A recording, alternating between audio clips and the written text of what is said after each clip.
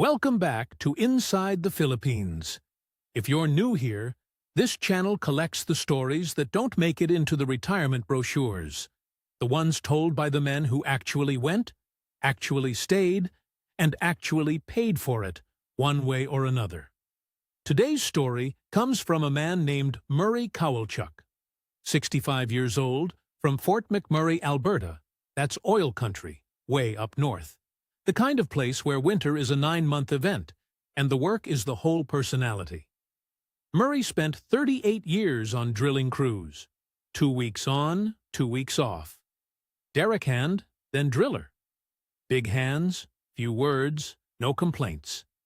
He came to Dumaguete in the spring of 2023 with a bad back, a decent pension, and more money in one account than he'd ever had sitting still in his life. He wasn't looking for a bar. He wasn't looking for a young girlfriend. He was, by his own admission, looking for somebody to talk to at 4:30 in the morning. We're going to be upfront with you. This one is different from most of what we run on this channel. There's no dramatic reveal here. Nobody gets caught on camera. Nobody runs off with a suitcase. What Murray found out, and how he found it out, from someone who wasn't even trying to tell him anything, is quieter than that. And honestly, it stayed with us longer than most of the loud ones do. The title of this video asks how Filipinas really feel about a 65-year-old man. Murray got an answer to that question. It just wasn't the answer he was equipped to hear. And it took him 19 months and a kid on a porch to understand what he was actually being told. Quick thing before we start. After hearing so many of these stories on this channel, we put together a guide covering what we've learned from them. It's linked in the description if you want it. Here's Murray's story, in his own words. 38 years I did that job. Started in '85 on a rig out near Rainbow Lake, 19 years old, no idea what I was doing. Ended up a driller. 2 on, 2 off, most of it out of Fort Mac. You fly in, you work, you fly out. That was the shape of my whole life, and I never really thought about whether I liked it. It was just the shape. Camp does something to you that people don't understand. You've got a guy sleeping 40 feet from your bunk, and you're going to be sleeping 40 feet from him for the next 14 days, and then again, next hitch, and probably for the next 12 years. So you don't make trouble. Somebody takes your spot in the lunch line, you say, "Yeah, no, that's fine." Somebody's snoring, you say, "Yeah, no, that's fine." Somebody's an idiot on the floor and nearly takes your hand off, you go have a smoke, and you come back, and you say, "Yeah, no, that's fine." I've said that phrase maybe 400,000 times in my life. Meant it about half. I married Deb when I was 24. She was from Vegreville, same as me, Ukrainian family. Her baba made the best pierogies in Alberta, and everybody knew it. And everybody said so, including her. Deb did the talking. All of it. The Christmas cards, the phone calls to her sister, arguing with the insurance company, arguing with the school when Trevor was in grade 8. If somebody had to be told something, she told them. I'd stand behind her with my hands in my pockets. People think that's a joke about marriage. It's not a joke. I genuinely did not have to speak for about 35 years. That's a skill you lose. She died on a Tuesday. February. I was up at a pad north of Conklin, 600 kilometers, middle of nowhere. Talked to her Monday night about nothing. She'd got a new snow shovel. She was mad about the price of it. That was the last conversation. A snow shovel. Brain aneurysm. 4 in the morning I get the call, and here's the thing about camp. You can't just go.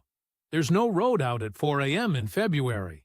There's a plane at 1:30 in the afternoon, and that's it. That's the plane. So I sat in the dry shack with my bag packed for 9 hours. 9 hours. I've done the math on it more times than I'd like to admit.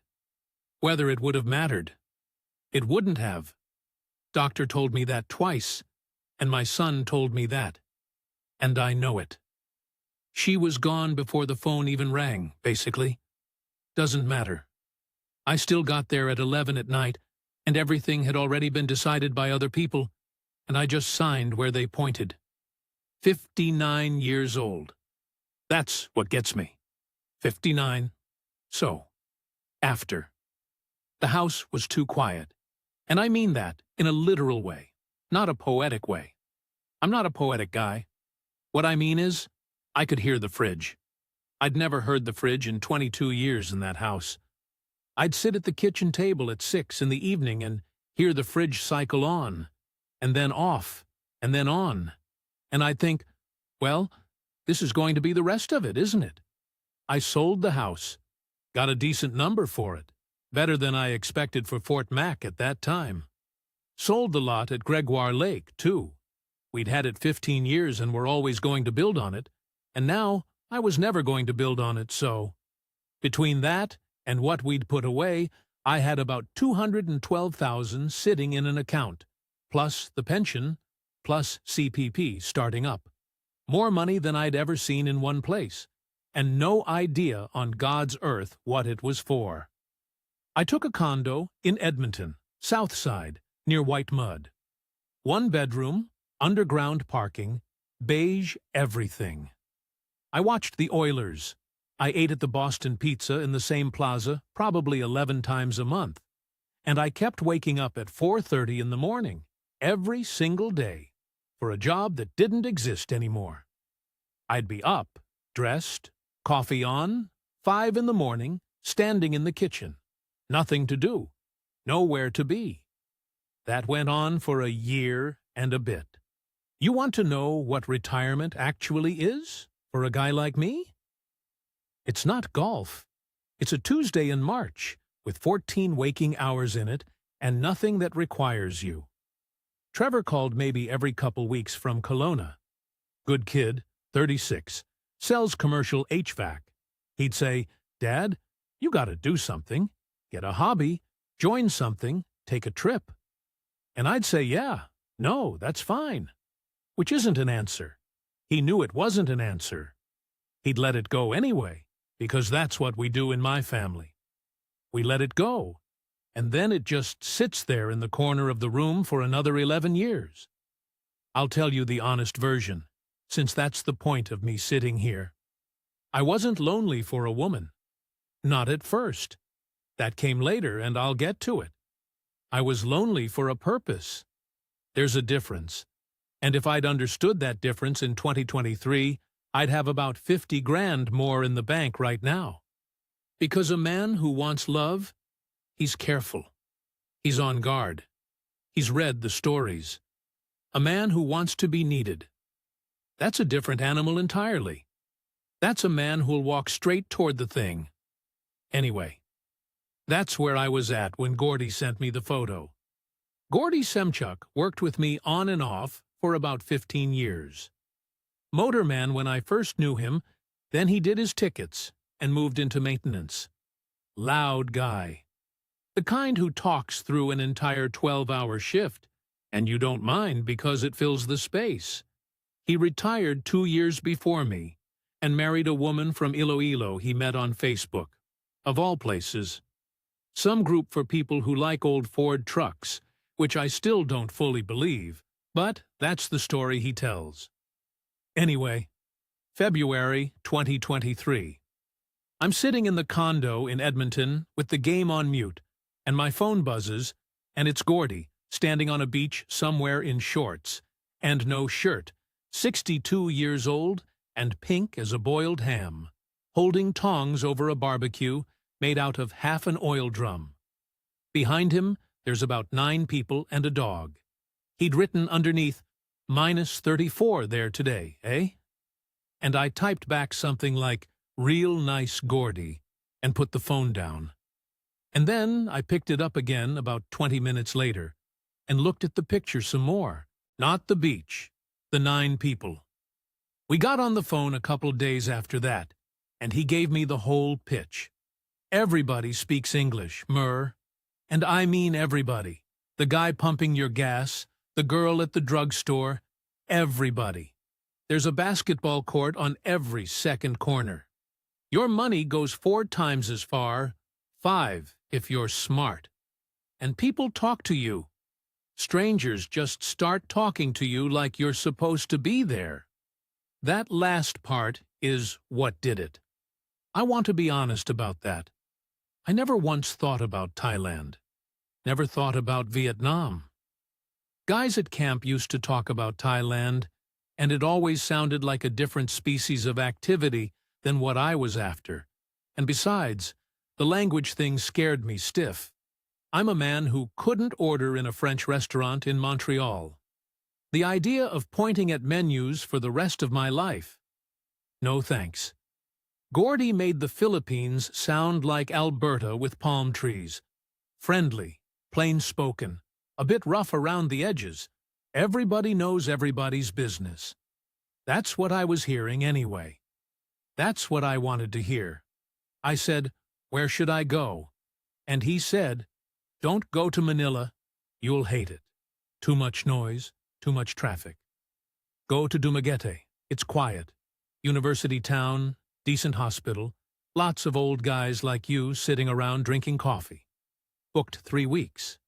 Edmonton to Vancouver, to Manila, to Dumaguete, on one of those little Cebu Pacific planes. Took me about 31 hours door to door, and I didn't sleep for any of it, because I don't sleep on planes, and never have. Here's what I remember about walking out of the airport at Sibulan. The heat. Everybody warns you, and you nod, and you think, yeah, I've worked in plus 35 in coveralls. I'll be fine. It's not that. It's that the air has weight to it. It sat on me. 10 steps out of the terminal, and my shirt was stuck to my back.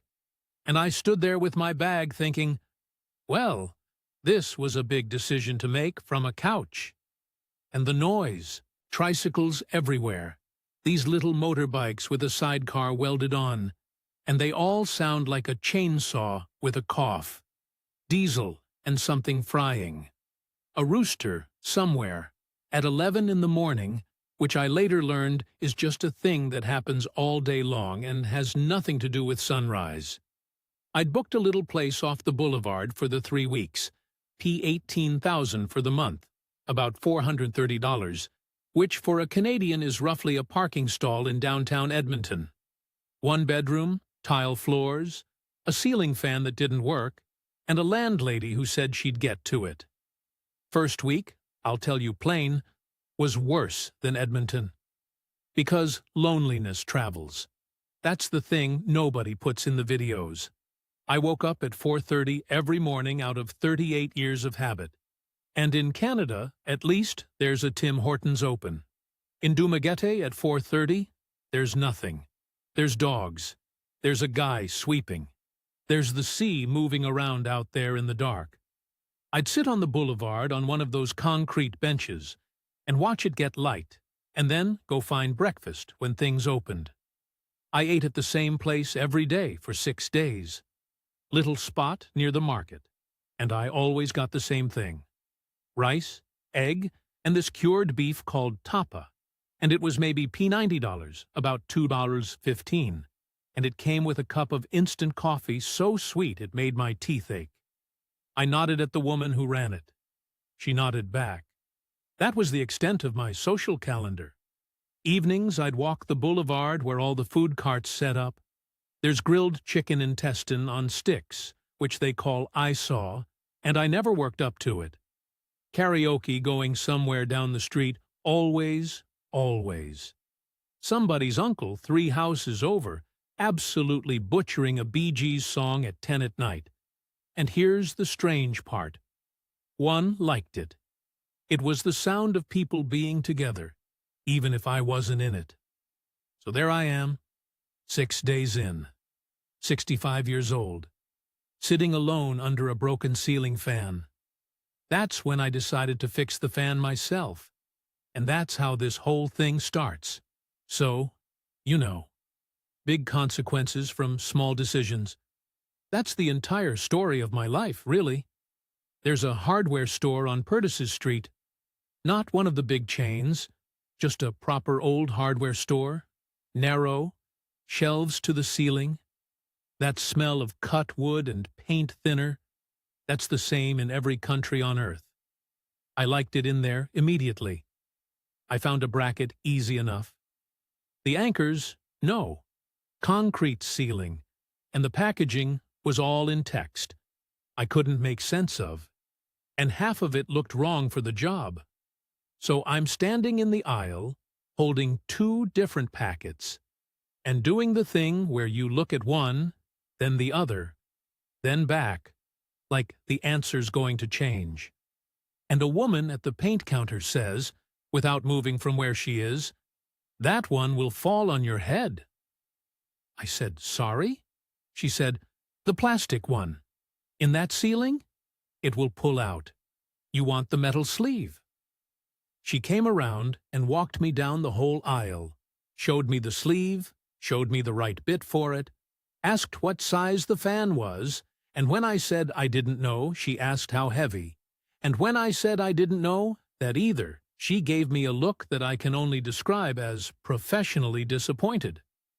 Then she picked out the anchor rated for more than any fan I'd ever own, and said, "This one, then it doesn't matter." Total came to about P240, $4 Canadian. That was Rosalie. 39. Worked the paint counter and did the ordering, which she made clear within the first 2 minutes because she wanted me to understand she wasn't just standing there. Hair pulled back, glasses she kept pushing up with the back of her wrist because her hands had paint tint on them. Not what you'd call glamorous. Competent. That's the word. She looked like somebody who'd been solving other people's problems since she was about 11. She didn't flirt with me. Not one bit. Didn't ask where I was from. Sold me the anchors and went back to her counter. And I went home and put up the fan. And it worked. And I sat under it, feeling more pleased with myself than I had in 2 years. Then the next day, I went back and bought a hose fitting I did not need. The hose fitting was for a hose I did not have. I want to be clear about how ridiculous I was being. I stood in that shop for maybe 10 minutes, pretending to compare fittings, and she was at the paint counter shaking a can in that machine, and she looked up once and said, "Back already?" And I said something like, "Yeah, well," and that was the whole conversation. $4. Then I did it again, 2 days later. Sandpaper. Third time she just laughed at me. Not mean. She said, "What is broken now?" And I said, "Honestly, nothing." And she said, "Okay," and went back to work. And I stood there like a guy waiting for a bus. It took 11 days from the fan to her agreeing to have coffee with me. And I asked twice before that and got told no twice. Once she said she was working. Once she just said, "I don't think so, but thank you." Very polite. Very final. The place she eventually said yes to was a cafe near Silliman University. 10 in the morning. Broad daylight. Packed with students. She had 1 cup of coffee and she paid for her own. I tried to get it, and she moved her hand over the money and gave me a look, and I said, "Yeah, no, that's fine." That was the day I got the outline of her. Rosalie. 39. 1 son, JJ, 15 at the time, in high school. Married at 22 to a man who went to Dubai for construction work in 2013 and sent money for about 14 months and then stopped. And no divorce, because there isn't one here. Only annulment, which she explained to me like you'd explain the weather. Costs more than she'd make in 3 years. Takes forever, so nobody in her situation bothers. She's just married. Permanently. To a man she couldn't pick out of a lineup anymore. She'd worked at that hardware store 11 years. And here's the part one keep coming back to, because it's the whole hinge of the thing. She never asked me a single question about money. Not what I did. Not what I had. Not where I stayed. She asked me if I had children. She asked me about snow. Proper questions about snow. How deep? Does it hurt to breathe? What happens to the cars? She wanted to know if it was true that in Canada, people leave their houses in winter and nobody watches them. 3 weeks I was there. In 3 weeks, she let me buy her lunch twice and turned down every other offer. And before she'd be seen with me anywhere that wasn't a cafe at 10 in the morning, she took me out to the barangay to meet her mother, Lourdes, and her aunt, Bebang. Just showed up with me like a package. Concrete house with a tin roof, chickens in the yard, a sari-sari store next door with a hand-painted Coke sign, basketball court about 40 feet away with about 9 kids on it. Lourdes fed me and asked me 100 questions through Rosalie, even though her English was fine, and Babang sat in the corner and mostly slept. Then Rosalie said, "More or less, now people have seen you, now it's okay." I flew home on the 8th of April, and I want to tell you about the 3 days after that, because that's where it went from a nice trip to something else. The condo, beige, fridge cycling on and off. Except now I had something to compare it to, and that's the cruel part. Before the Philippines, the quiet was just my life. After, it was a choice I was making every day by staying there. So we started calling. Messenger, which is what everybody uses there. Facebook is basically the whole internet in the Philippines. Everything runs through it. 15 hours difference. I'd set an alarm for 9 at night my time, which was noon her time. Her lunch break at the store. 40 minutes, most days, sitting on my couch talking to a woman in a stockroom with paint cans behind her. We talked about nothing. That's not a complaint. Nothing is what I'd been missing. She'd tell me about a customer who wanted a color matched off a photo of a curtain. I'd tell her it was going to snow in May, because it always does. She'd say a blessing before she ate her rice, quick, hand-crossing herself, then keep talking mid-sentence. Every day. I'm not a church-going man. My Baba was, my mother was, I wasn't. But I found I liked it. Made her seem steady. 4 months of that. Now, the forums. I read them. I want that on the record. I sat in Edmonton, and I read the expat boards, and Gordy sent me links and gave me the lecture more than once. Watch for the sick mother. Watch for the one who won't video call. Watch for the ones who love you in 9 days. Watch for the emergency. And I ran Rosalie against every single item on that list, and she came back clean. No sick relative story. Never once mentioned money. Video called every day with her actual face in her actual workplace. Never said she loved me, not for months. And when she did say it, it was so flat and matter-of-fact I almost missed it. Never asked for a phone, a laptop, a load top-up. Nothing. She failed every test for being a scammer. So I quit testing. That's the mistake. Right there. Not the money. The money came later, and the money's just arithmetic. The mistake is that I built the entire thing on things she didn't do. I never once asked myself what she was actually expecting to happen. Because in my head, there was only one alternative to, she's after your money. And that alternative was, she loves you. And it did not cross my mind that there might be a third thing. August. I went back. 5 weeks. Different feeling entirely. Arriving the second time. You know the smell now. You know how much a tricycle should cost, so nobody gets to charge you $150 for a P30 ride.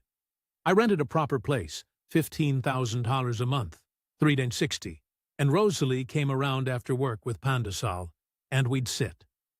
That trip I met the rest of them.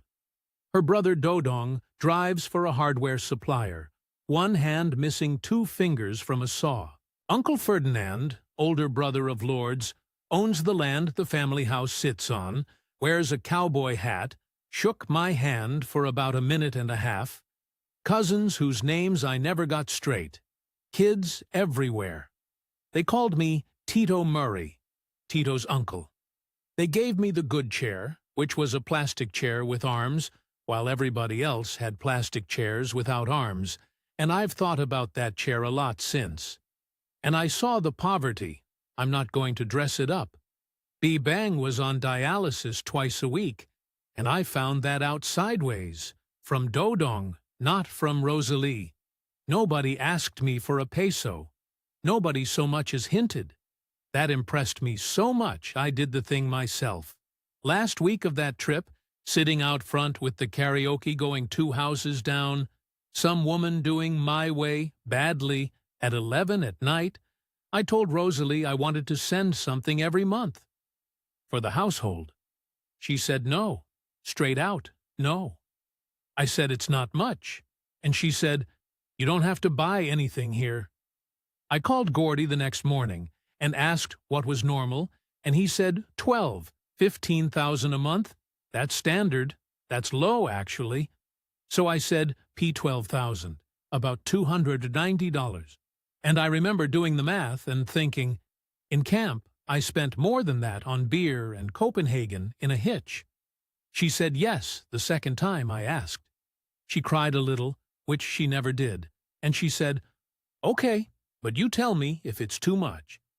I said, yeah, no, that's fine. After that August trip, I stopped pretending I was a tourist. Came home, sat in the beige condo for 11 days, and then went online and booked a flight back for the end of September. Open-ended, more or less. I did the tourist visa thing the way everybody does it. You land with 30 days, and then you go down to the Bureau of Immigration office and extend, and you keep extending. There's a woman there with a stamp and a fan and a queue out the door, and you learn to bring a book. You can run that out to almost 3 years before they make you leave and come back in. Cost me a few thousand pesos each go. It's a stupid way to live, technically. Half the old men in that town live that way. So from September of 2023, I was in Dumaguete more than I was in Canada. Rented a place near the boulevard, $15,000 a month, about $360. Had a fridge that worked and a shower that mostly did. The Edmonton condo just sat there with my winter coats in it, and I paid the rent on it out of habit for another 8 months before Trevor asked me why, and I didn't have an answer. The money started proper that first month back. P12,000, sent through G-Cash, which is what everybody uses. It's an app. It's on everybody's phone. You can pay your electric bill with it or send your mother 200 pesos for rice. Takes about 9 seconds. That's worth thinking about, actually. 9 seconds. In Canada, if I wanted to give somebody money, I had to go into a branch and talk to a girl behind glass and explain myself. Here it's a thumbprint. I want to be careful in how I describe this next stretch, because if I tell it wrong, it sounds like I got taken. And that's not what happened. What happened is I got happy. Sundays were the thing. Every Sunday out at the barangay, and there'd be 20 people, easy. Lords cooking. Rice, some kind of sinigang with the sour tamarind broth that I never learned to love but ate anyway. Pancit, if it was somebody's birthday. And it was always somebody's birthday. Dodong with his 2 missing fingers arguing about basketball. The kids on the court outside. The ball going bang, bang, bang off that concrete all afternoon. Karaoke by 6. And I sat in my chair with the arms on it, and people brought me things. Tito Murray. That's what the kids called me. Tito's uncle. I got called Tito Murray more in 8 months than I got called anything at all in the 4 years after Deb died. Now, JJ. He was 16 by then, finishing high school, and he wanted to do a marine transport course in Cebu. 2-year thing. And if he gets through it and gets his certificates, he's on a container ship making US dollars, which in that family would be like winning the lottery, except you have to work for it. Filipino seafarers are all over the world's shipping. That's not a dream. That's a real career path there. Everybody's got a cousin doing it. 95,000 for the first year, with the books and the uniform and the boarding. About $2,300. And here's the thing. Nobody asked me. I asked them. I heard about it sideways again, from Dodong of course, that they were trying to figure out how to raise it. And I went to Rosalie and said, I want to do this. She said no about 4 times. She said it's too much. She said it's not your son. And I said, I know it's not my son. I pushed. I pushed hard. And I'm not the pushing type. Because you have to understand what that was for me. 38 years I worked a trade. That's the only thing I've ever respected in a man, that he can do something properly with certification behind it. My own son sells air conditioning units, which is fine, that's fine, but there's no ticket on the wall. And here's this kid who wants to get on a boat and learn engines. For the first time since I retired, I had a job. That's what it was. Somebody needed something, and I was the guy who could do it. I've thought about that a lot since, about how it wasn't generosity. It was appetite. Then the other stuff started arriving, in this way where each individual thing was so small and so reasonable that you'd have to be a real miserable bastard to say no. B. Bang's dialysis. Twice a week, P4000 Idreland a session-ish, 95, with the meds. PhilHealth covers some, but not enough, never enough. First time it came up, Rosalie was crying in the kitchen, and I said, give me the phone. And I paid 2 sessions, and I said just this once. I actually said that out loud, just this once. Then there was the wedding, a cousin, Marilu, and they asked me to be a ninong, a godfather at the wedding. And I said sure, thinking it's a photo and a suit. It is not a photo and a suit. A ninong is expected to contribute, financially and properly, and then that obligation doesn't end at the reception, it goes on for life. You're now a person that couple can come to. Nobody explained that to me beforehand.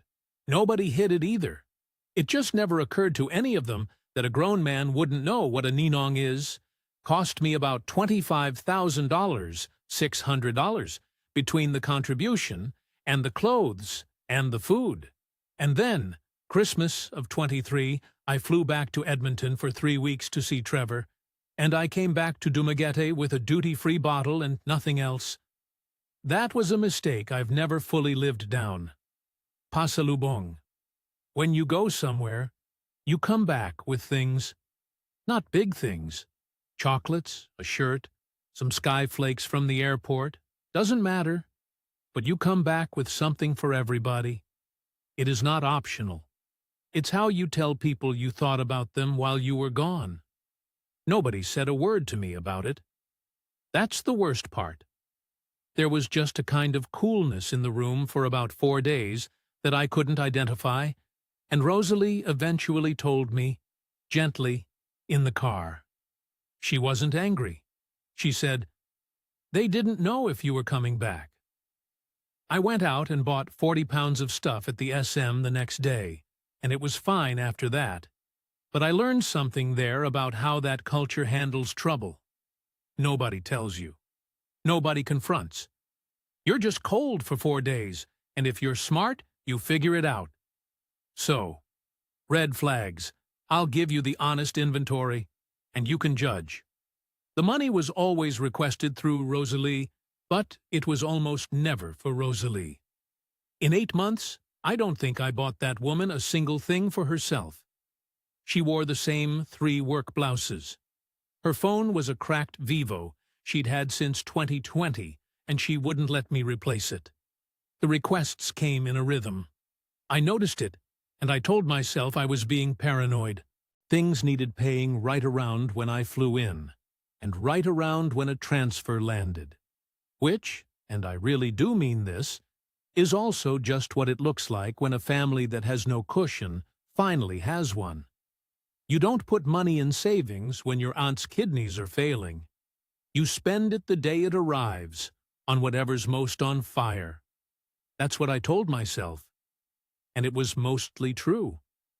That's what makes it work. Gordy called me in February, somewhere in Iloilo, drunk on Red Horse, midnight. He said, "Mur, you're not the boyfriend. You're the pension plan."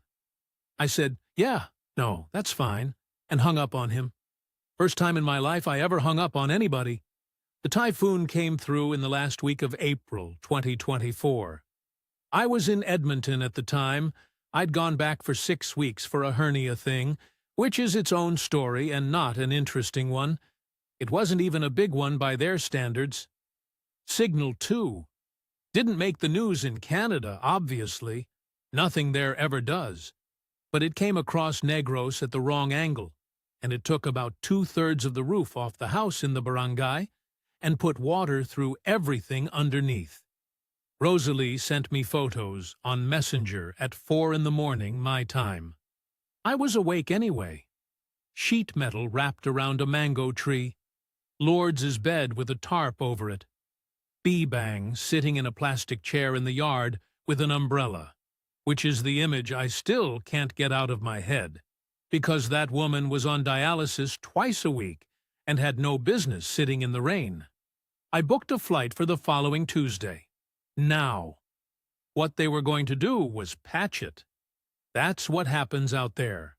You get corrugated sheets, you get a couple of cousins, you nail it back down, and you wait for it to happen again in 2 years. Dodong had already priced it out at about $60,000, so $1,150, and they were figuring out who could put in what. I said no. That's important. Nobody asked me for a rebuild. I'm the one who said no. Patching's stupid. The whole structure's had it. Look at the posts. Look at that beam. 38 years of looking at steel, and I know rot when I see it. I said, let's do it properly. Concrete posts, proper block walls, a real roof frame, tie-downs. Because then it lasts. Then the next one comes and you don't lose everything you own for the 4th time in 20 years. P. Ford $10,000. About $9,900. I want you to understand how that felt at the time, because I know how it reads now. It didn't feel like giving money away. It felt like the best decision I'd made in 5 years. I was on that site every day for 11 weeks. 6 in the morning. Hard hat that I bought myself, because nobody else was wearing one, arguing with a mason about rebar spacing through a nephew who was translating. I was so happy. 65 years old, sweating through my shirt by 7:30, drinking that instant coffee out of a jar with 3 teenagers who thought I was hilarious. I've got photos of that build on my phone that I still look at, more than I look at the ones of Rosalie. Then, sometime around week 8, I was having a San Miguel with Gordy's mate Roy. Expat. Been there 20-odd years. English fella. Drinks at the same place every night. Knows everything. And I mentioned the build. He said, "Whose land is it?" I said, "Her uncle's. Ferdinand's." And he put his beer down and gave me the whole thing. Foreigners cannot own land in the Philippines. Not can't easily. Cannot. Full stop. It's in their constitution. A foreigner can own a condominium unit, up to a point. 40% of a building can be foreign-owned. That's it. Land, no. Not through a girlfriend. Not through a wife. Not really through a company either, without a lot of lawyers and a lot of prayer. So what you have built, he said, is a permanent improvement on another man's property. And there is no document anywhere on this earth with your name on it. He wasn't being unkind. He'd seen it 40 times. I said, yeah, no, that's fine. And here's the thing. I meant it. I still mean it mostly. What was I going to do? Put a house in my carry-on? I built it for people who were sleeping under a tarp. Ferdinand didn't con me out of anything. He didn't even know I was going to do it until the cement was on order. But that's the moment. If you want the exact spot where I went past the point where I could walk away clean, it's not the money. It's that I decided that not owning it didn't matter. Because the day you decide the money isn't the point, you stop counting. And nobody stops counting. Marriage came up around then, too. Late summer. I raised it, not her, sitting on the new steps of that new house with the concrete still curing, and she went quiet. Because she's married. Still, legally, permanently, to a man in Dubai who hasn't been heard from since 2014. There's no divorce in this country. There is annulment, which is a court process, which means lawyers and a psychologist's report and a judge, and it runs anywhere from $300,000 to $800,000, $7,200 to $19,000, and takes 2 to 5 years, and half the time it fails. I said, I'll pay for it, straight out. I've got it. Let's start it. And she said, not yet. I asked why not, or I tried to. I'm not good at asking why not. She said something about her mother, and something about it being a lot of money for a piece of paper, and then she changed the subject to whether the water tank should go on the east side. I read that as decency. I genuinely did. I thought, there's a woman who won't take 20 grand off me for something that only benefits her. I don't read it that way anymore. I think she didn't want to be married to me, and she didn't want me to leave either, and there wasn't a polite way to say that. So she said not yet. And in that culture, saving face, avoiding the direct no, not yet is a complete sentence. It means no. I just didn't speak the language. Through the back half of 2024, the Gcash requests settled into something with a rhythm to it. B-Bang's dialysis, which I'd stopped pretending was just this once. Call it P32,000 a month, $770 with the meds by then, because she got worse. Dodong wanting a tricycle so he could drive for income instead of driving for somebody else's hardware supplier. P140,000, 3,400. I said yes to that in about 4 minutes, because it's the one thing on the whole list that was a man asking for a tool. Marilou's wedding, the Ninong thing. School fees for 2 nieces, P$18,000, $430, a term each. A cousin's kid's baptism where I was, again, a godfather. Somebody's hospital admission for dengue, $35,000, say $40, a refrigerator. A funeral for a neighbor, which I still don't fully understand my role in. And I want to be fair here. Not one of those was a lie. I checked one of them once, quietly, the dengue one, and it was real. Kid was in the ward at the provincial hospital. I saw him. None of it was fake. That's the part people don't get when they hear these stories. There was no con. There was a family with no cushion and no insurance, and one relatively wealthy old man in the good chair. February 2025. That's when I actually looked. Nothing dramatic. My bank in Canada flagged something. Some verification thing about foreign transfers. Routine.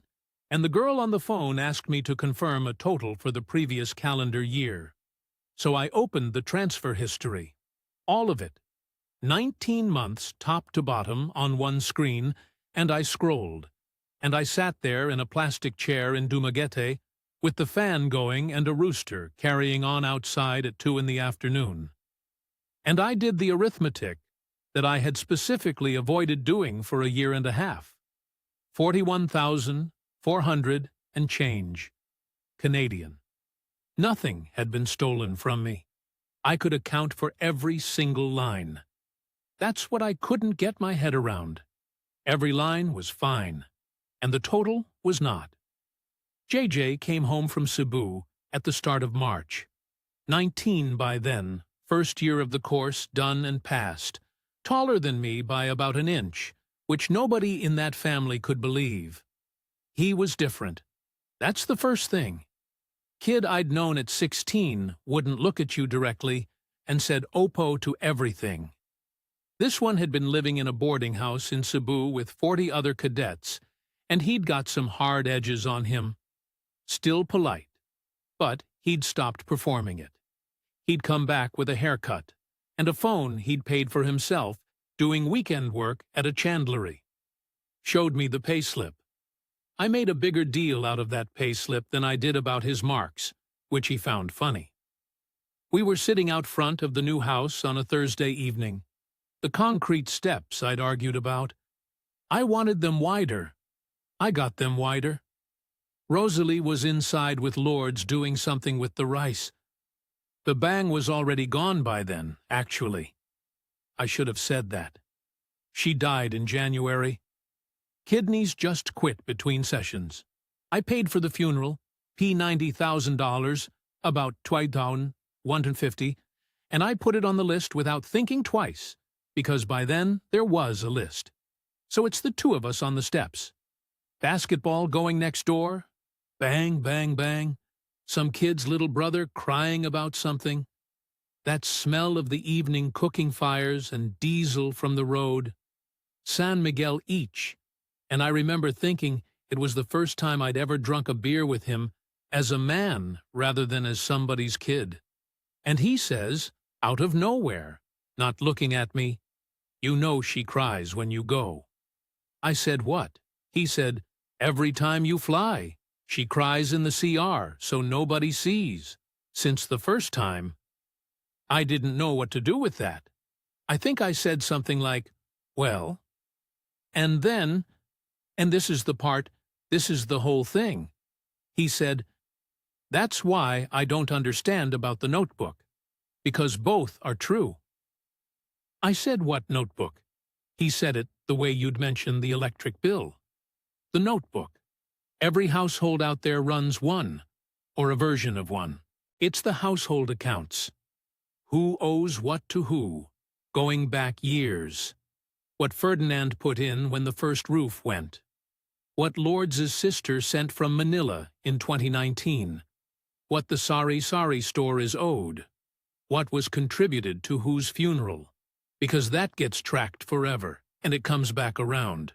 And in that book, he said, there's a column that's me. Not the money I gave, that's in there too, but a running position. What Murray has provided. What the family therefore owes. What's expected next. What the household can plan around. He said it like it was a good thing. He was actually a bit proud of it. He said his mother is very careful. She writes everything. She never forgets what someone did for them. I asked to see it. I want to be clear that Rosalie did not hide it. She went and got it. It was a school exercise notebook, the kind with the blue cover you buy at National Bookstore for about 12 pesos, and it was maybe the fourth one in a series, and the older ones were in a Tupperware container with the birth certificates. Her handwriting, small and very neat, dates down the left, and there I am, not by name, by M. Since October 2023. Every transfer, and in a different column, in the same neat hand, notes. What was said, what's coming, JJ second year, Seption roofing balance. And once, months back, M says he will pay annulment. Ask later. I sat with that book on my knees for a long time. Rosalie stood in the doorway with a dish towel, and she wasn't defensive at all. She was confused. She genuinely could not work out what the problem was, and she kept saying, "But it's all correct? Is something wrong?" Because she thought I was checking her arithmetic. You want to know what the worst thing was? The arithmetic was perfect, to the peso. That woman had never taken a single thing that wasn't accounted for. Now, the confrontation. I've got to be honest about the confrontation because people always want the big scene, and one didn't have one in me. We talked for about 20 minutes, and I don't think I asked a single real question. I circled it. I said things like, I just want to understand where I stand. I said, I'm not upset. I said, it's not about the money. and then immediately said a number, which tells you it was about the money, at least a bit. 38 years of camp. You do not say the direct thing. You say the thing next to the thing, and you hope the other fella picks it up. And she picked it up eventually, and she said, quietly, not angry, and this is close to word for word because I've thought about it every day since. Why do you think love and money are supposed to be in different places? I said, what? She said her mother's marriage was like this. Her grandmother's. Her cousin in Riyadh sends home 2/3 of her wages to a husband and 3 children she sees for 1 month every 2 years. And nobody in this country would say that woman doesn't love her family. That is how she loves her family. The sending is the loving. There's no separate romantic thing floating above it that's more real. She said, you are my family, so you are in the book. Everybody in the book is family. Where else would I put you? And then she said, the one that took my legs out. She said, you wanted to be needed. I gave you that. Was I supposed to pretend I didn't need you? Which is not a defense. And it's also completely true. I'd said it myself, right at the start of all this, that I wasn't lonely for a woman. I was lonely for a purpose. She'd worked that out about 8 months before I did. So, the full accounting. I sat down that weekend and did it properly, the way I should have done it in month 2. 19 months, October 2023 to April 2025. Monthly support, $12,000, rising to P18,000. Call it $285,000 in total. About $6,900. JJ's first year of the course, $95,000. Try $300. Second year already committed. The house, P4 $10,000. $19,900. B-Bank's dialysis over 14 months, north of $380,000. $9,200. Her funeral, P90,000. $2,150. Dodong's tricycle, $140,000. $3,400. The wedding, 2 baptisms, school fees for the nieces, the dengue admission, the fridge, the neighbor's funeral, and about 110 transfers between $2,000 and P15,000 that I could not now tell you the reason for. Grand total, near enough, $48,000 out of 212. So, not ruined. I want to be straight about that, because a lot of the fellas in these stories lose the lot, and I did not lose the lot. I've still got a pension, and I've still got most of it. What else was gone? 2 years, which at 65 is a bigger percentage than it was at 40. A concrete house on Ferdinand's land that I'll never set foot in again. And Trevor, sort of, he'd stopped asking about the Philippines by then, and I only noticed it that week, and I realized he'd stopped about a year before. And that's on me. That's not on anybody in Negros. And one more thing, which is harder to put a number on. For 19 months, I'd thought I was somebody's husband-in-waiting. Turned out, I was somebody's remittance, with a face, and a good chair, and a hard hat. The thing I could not get my head around, sitting there with that blue notebook, the thing I still turn over at 4:30 in the morning, is that both of those were true at the same time, and she'd never once said otherwise. I didn't have a scene. One want to say that plainly, because I know it's the disappointing version. I stayed another 9 days, went to Sunday lunch, ate the sinigang, sat in the chair with the arms on it, and let a 4-year-old climb on me, and listened to Ferdinand tell the same story about a carabao he had in 1987. Then on the Wednesday, I said I had to go back to Canada for some paperwork, which was a lie, and Rosalie packed me 2 bags of dried mangoes for the plane, and Dodong drove me to Sibulan in the tricycle I bought him. He hugged me at the terminal. He'd never done that before, and I got on the plane and I just didn't go back. No letter, no speech. I didn't ask for a peso of it back, and I never once considered it. I didn't ask Ferdinand for a document on the house, which Roy told me later was daft, and Roy's right, and I still wouldn't. What was I going to do? Take a Canadian lawyer to a barangay in Negros and demand a lien on a widow's roof? It just became obvious over about 4 months that I wasn't coming. That's how they do it there, and I suppose I learned that much. Nobody says the hard thing.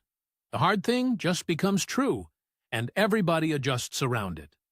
So, where I'm sitting right now. Same condo, South Edmonton, near White Mud. Beige. The fridge still cycles on and off, and I still hear it. I'm up at 4:30 most mornings, and I've stopped fighting it.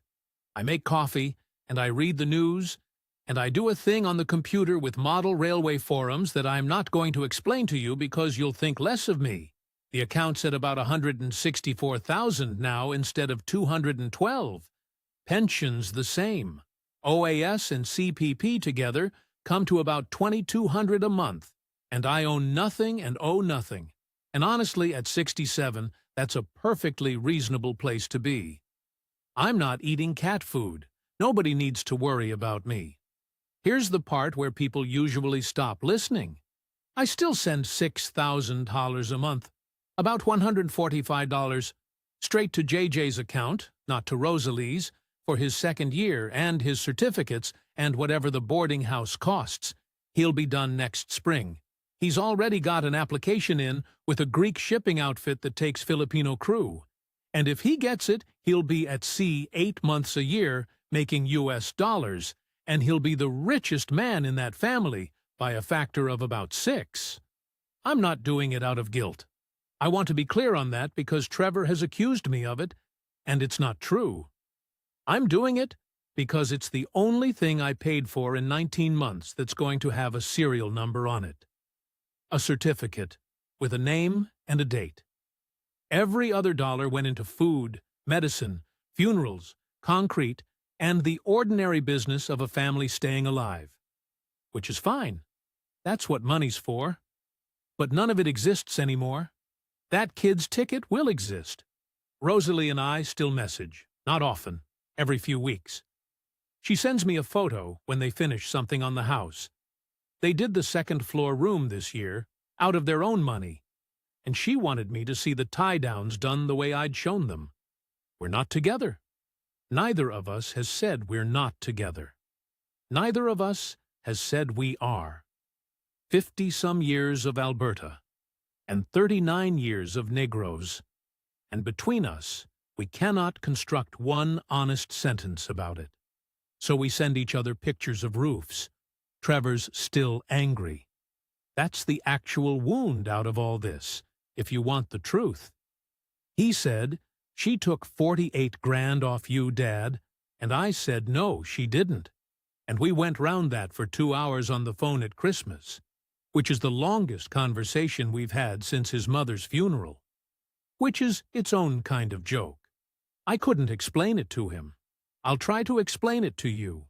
The title of this thing you're watching asks how Filipinas really feel about a 65-year-old man. And I've thought about that question for 1.5 years now. And here's what I've got. It's the wrong question. Because when you ask it, you're assuming there's only 2 answers. She loves you, or she's playing you. And you go over there with a little checklist in your head, and you watch for the one, and you guard against the other. And you think that if you can just find out which it is, you'll know what to do. There's a third thing, and it's the most common one, and nobody warns you about it, because it doesn't sound like a warning. The third thing is, she loves you, and she needs you. And in her world, those are not 2 separate facts. They're one fact. Her cousin in Riyadh loves her children by sending money to them. Her mother loved her father by managing his wages. Over there, providing isn't the proof of love. It's the substance of it. You are not being deceived. You're being included in a system you don't have a word for and can't feel your way around. And you keep waiting for the romance part to arrive separately, and it never does because it already arrived and you didn't recognize it. She never once lied to me. She just never explained herself, because it never crossed her mind that a grown man wouldn't know. So here's what I'd tell a fella my age at the Boston Pizza with his phone out and a woman in Dumaguete on the other end of it. Ask, out loud and early, what you're going to be. Not, are you after my money? That's a stupid question. It makes you feel careful, and it protects you from nothing. Ask, what does your family expect from a man like me? Ask what the household needs every month. Make her tell you the number. Write it down and see if you can live on what's left for 20 years, because you might have 20 years. Don't build on land you can't own, or build it if you want to. But know before the first bag of cement lands that you're making a gift and not an investment. And say the word gift out loud to yourself, because I didn't, and it cost me 10 grand of self-respect I could have kept. Don't take a godparent role you don't understand. Ask what it means first. They'll tell you honestly. They tell you everything honestly if you ask directly. The trouble is, they'll never volunteer it. And this is the main one. Don't mistake the absence of red flags for the presence of a plan. She didn't ask me for anything for 11 days, and I built 2 years on top of that. I checked her against every warning on every forum, and she came back clean, and I never once asked myself what I was actually walking into. That's not her doing. That's me. I went over there because I wanted to be needed, and I got exactly what I wanted, at market rate. And then I was surprised by the invoice. Would I do it again? Yeah. No, that's fine. I'd do it different.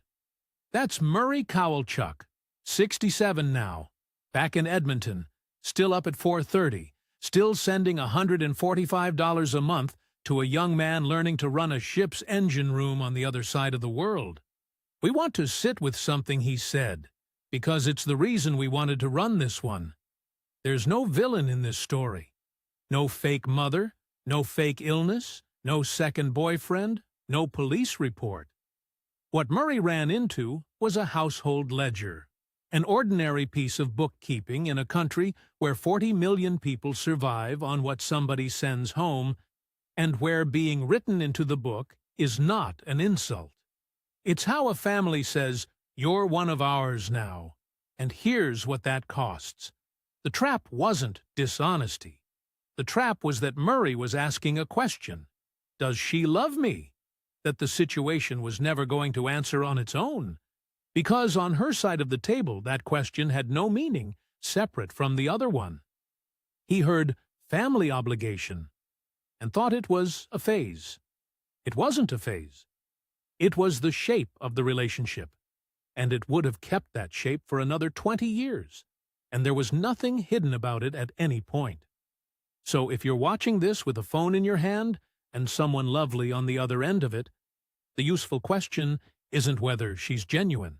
She very well might be. The useful question is the one Murray never asked out loud. What am I going to be to this family? How much does that cost every month? And can I do that for the rest of my life without resenting it? Ask it early. Ask it directly. You will get a straight answer because they'll assume you already knew. Stories like Murray's are why we put our guide together. Everything we've learned from the men who've shared what went wrong, all in one place. It's in the description if it's something you need. If you've been in a version of this, the good chair, the Sunday lunches, the list that never quite ends, tell us about it in the comments. We read them, and the people who show up here learn more from each other than they ever will from us. Thanks for spending this time with us. Take care of yourselves out there, and we'll see you on the next one. This has been Inside the Philippines.